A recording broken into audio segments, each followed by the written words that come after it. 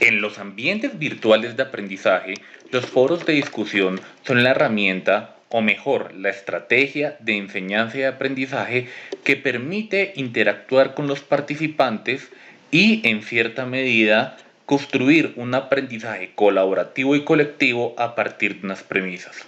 Por todo lo anterior, este video se enfocará en las orientaciones básicas que todo profesor, pero a su vez todo estudiante debe tener en cuenta en un foro de discusión virtual. Para eso, el video se va a enfocar particularmente en cuatro elementos. En primer lugar, se hará una reflexión inicial sobre los foros de discusión virtuales. Segundo, se determinarán los elementos por los cuales se puede construir un foro. Tercero, cómo se debe participar en un foro de discusión virtual. Y por último, las recomendaciones finales. Para poder iniciar con la reflexión inicial, una pregunta que nos debemos hacer es ¿qué debe ser un foro de discusión virtual?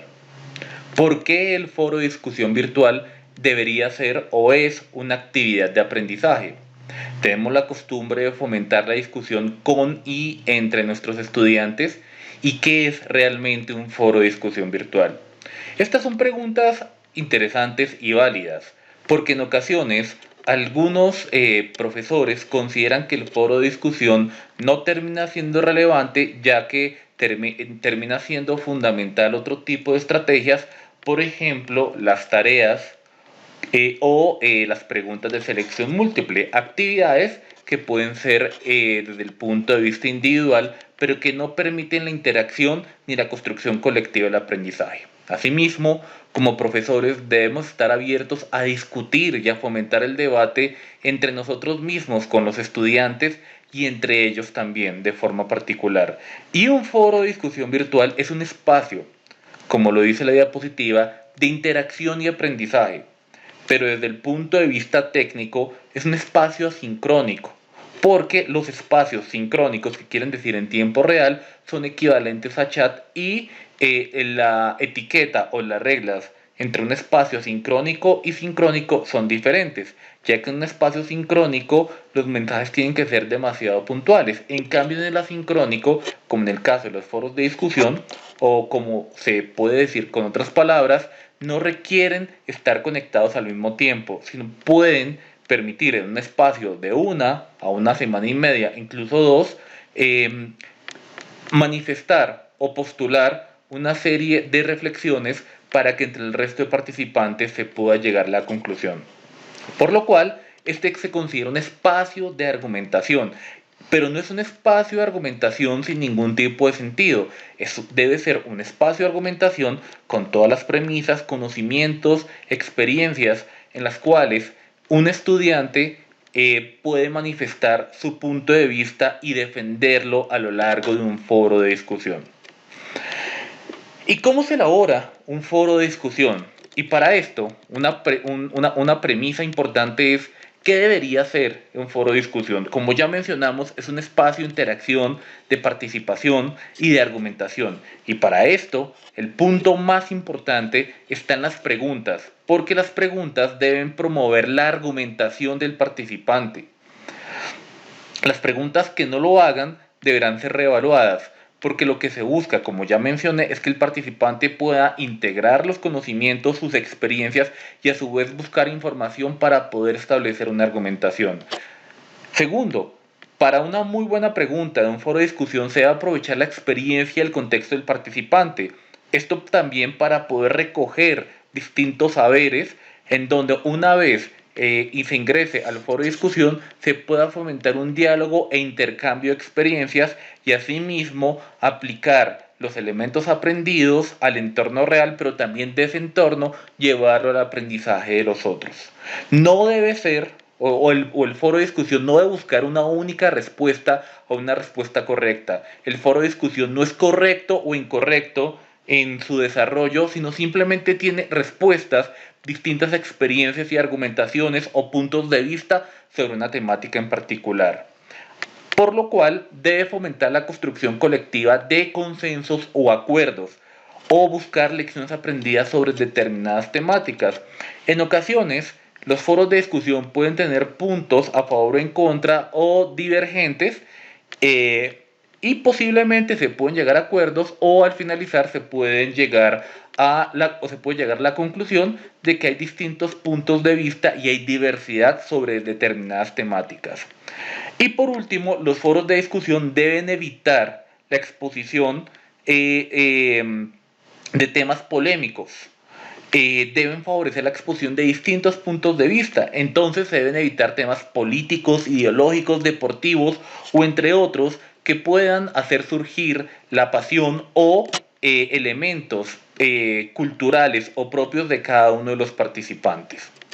Así que hay dos tipos o se pueden desarrollar preguntas correctas o incorrectas. Y como se ve en la imagen, se hará o se comparará entre una pregunta incorrecta y una correcta. Como por ejemplo, una pregunta incorrecta sería preguntar si robar es bueno o es malo. ¿Por qué la pregunta es incorrecta? Porque de base ya los participantes van a determinar que robar es malo. Ningún participante va a decir que robar es bueno. O si lo piensa, no lo va a argumentar, porque está expuesto a una respuesta o a una mirada políticamente correcta sobre una determinada premisa. Por lo cual la pregunta correcta del foro podría ser que piense los motivos por los cuales las personas llegan a robar.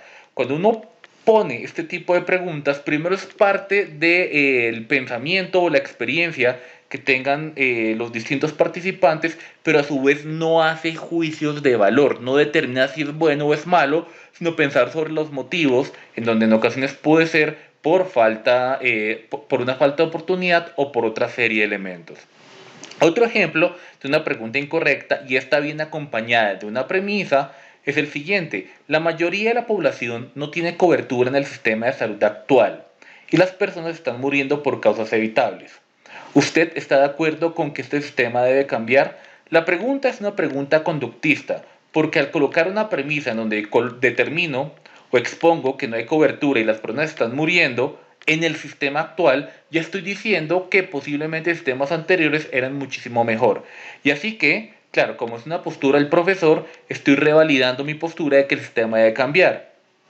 Por lo cual, la pregunta correcta en este caso debería ser cuáles son los problemas del sistema de salud y qué acciones se podrían considerar para solucionarlos.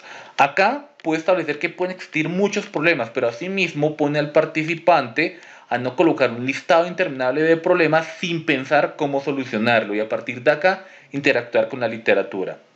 Y por último, una pregunta también incorrecta puede ser: ¿el mejor equipo de fútbol del mundo es el Real Madrid? Inclusive no es una pregunta, es un argumento, pero en ocasiones se ven preguntas que son argumentos.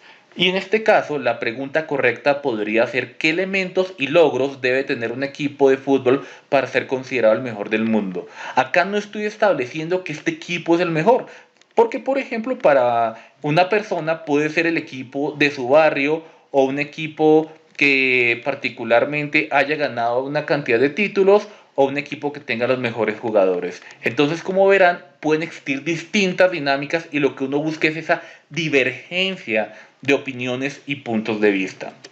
A su vez, cuando se plantea entre una pregunta y una respuesta, también se debe considerar que el participante tenga la posibilidad en su respuesta de establecer una premisa o demostración o hechos que le permitan argumentar y una conclusión. Entonces, ante la pregunta: ¿qué opinión tiene sobre los impuestos a las bebidas azucaradas en el país? Una forma de responder es: las bebidas azucaradas en el país se comercializan y consumen libremente. Esa es la conclusión, porque es donde vienen las premisas de demostración o hechos. A pesar de la demostración de sus efectos nocivos para la salud, hay intereses económicos para promover el consumo. Entonces, en este caso, el participante establece que las bebidas azucaradas se están consumiendo libremente, pero además que con evidencia o con hechos o con experiencia hay intereses económicos, pero también se han demostrado los efectos nocivos. Entonces, en este punto, lo que uno debe buscar es que las preguntas puedan permitir que el participante pueda establecer conclusiones y premisas con demostración o con hechos. Asimismo, ¿Cómo se participa adecuadamente en un foro? Lo primero es la forma de los mensajes. Definir o incluir el tema del mensaje. ¿De qué se trata? Cuando uno va a participar, en ocasiones uno tiende a responder, pero a veces no determina de qué se quiere hablar. No enviar mensajes con archivos adjuntos, porque lo que estoy buscando, en ocasiones, puedo responder de 3 a 4 páginas, y esto se llama una tarea. Las personas particularmente van a desgastar o no van a utilizar el tiempo para revisar esos archivos. Mensaje para cada línea o tema expuesto. Si el foro tiene 2 preguntas, cada pregunta debe responderse en un espacio separado. Tiene que utilizarse un lenguaje correcto, pero no excesivamente formal. Y asimismo, ser completamente educado y respetuoso con los puntos de vista. Mensajes cortos y tener el hilo de la conversación. Si una persona establece un hilo, seguir bajo ese hilo y no abrir un nuevo tema. ¿Qué debe tener los contenidos? ¿Estar a favor o en contra? Sobre las preguntas orientadoras, de las ideas y opiniones, pero hay que intentar referenciar con citas y centrar los mensajes, no intentar derivar la respuesta a elementos que el foro no está contemplando. Para poder interactuar en ocasiones, y si se está iniciando, pues es muy fácil empezar a interactuar. Pero si ya un foro lleva un tiempo de discusión de unos 3 a 5 días, y de pronto para participar de forma correcta es muy útil tomar nota, también evitar repeticiones, mencionar a los compañeros, insertar correctamente las intervenciones e intentar responder de forma inmediata cuando mi punto de vista tiene opiniones. ¿Qué quiere decir? Si yo pongo un punto de vista e inmediatamente dan una opinión a favor o en contra, es recomendable e inclusive respetuoso responder lo más pronto posible. Y eso implica que se debe hacer un seguimiento en el debate, intentar entrar diariamente, así sea 5 minutos, para evidenciar si ha habido algún cambio o alguna evolución, e intervenir de forma constante, de forma corta. No intentar hacerlo todo el mismo día, porque particularmente se perdería esa capacidad de interacción y de construcción colaborativa. Y asimismo, cada vez que se participe hay que intentar fomentar diversidad en las intervenciones, intentar nuevas reflexiones, elementos nuevos, mostrar reflexión y que esto pueda llegar a fomentar al debate, porque si en un punto no hay diversidad y no hay novedad, el debate se empieza a estancar y ya en ese caso se recomienda cerrarlo. Pues bien, después de ver todos estos elementos y argumentar la relevancia que tienen los foros virtuales y además de cómo se hacen las preguntas y cómo se debe participar, aquí una pregunta de reflexión es si reconocemos la importancia de los foros de discusión virtuales, qué elementos debe tener un buen foro de discusión virtual y cuáles de estos elementos van a depender del profesor y cuáles del estudiante. Porque a partir de estos elementos, sumado con las premisas y argumentos previamente escritos, podremos determinar y planificar de forma apropiada cuáles son las particularidades que debe tener un buen foro de discusión virtual como una actividad de enseñanza y aprendizaje que está inmersa en los ambientes virtuales de aprendizaje.